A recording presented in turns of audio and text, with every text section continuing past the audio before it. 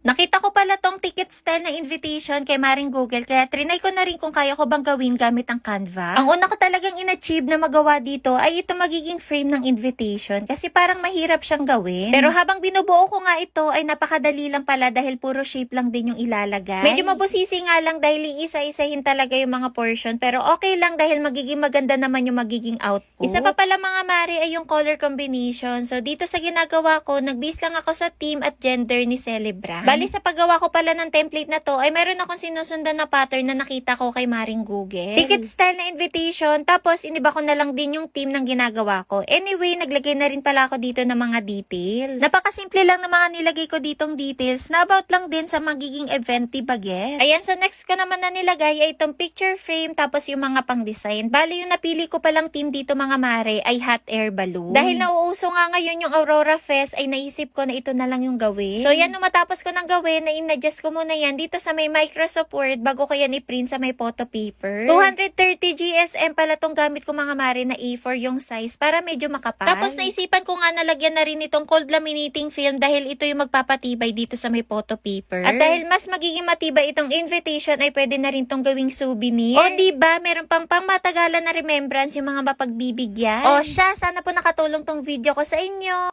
For today's video ay gagawa naman ako ng invitation na bookmark style. Sinimulan ko pala yung pagdidesign sa paglagay nitong shape. Tapos sinadjust ko lang yan ng medyo pahaba at pinalitan ko na rin ng color. Ang galing nga kasi pwede pala mag-blend ng dalawang magkaibang kulay. And then naglagay na rin ako dyan ng crown at nitong text box. Bali dito nga sa text box ay quote yung nilagay ko. So syempre yung quote na yan ay galing lang din kay Maring Google. And then sunod ko naman na nilagay ay itong parang arco na banner. Ginawa ko nga rin yung color pink para mas matchy dito sa may template. Dito pala sa loob ng banner ay naglagay lang ako ng Our Princess. Tapos sa baba naman yan ay itong pangalan ni Bagets na nilagyan ko rin ng outline. So yun, nag-blend lang ako ng mga color para mas magandang tignan. Tapos saka ako nag-insert nitong mga princess na image. At naglagay na rin ako nitong bilog na frame na may ribbon. Pinalitan ko rin pala ng color yan para mag-match. So yan, sa loob nga nitong bilog ay naglagay lang ako ng mga details. Tapos gumawa ako ng isa pang pa-rectangle na shape na nilagyan ko ng mga frame. Bali dyan ko nilagay itong picture ni Bagets at sa pangatlong rectangle niya ay naglagay ako ng pangalan. Ayan, so ganyan lang kasimple mga Mare. Bali, dinuplicate ko rin pala yan para malagyan pa yung kabilang side. Tapos pagka-download ko nga ay nag-open na rin ako ng Microsoft Word.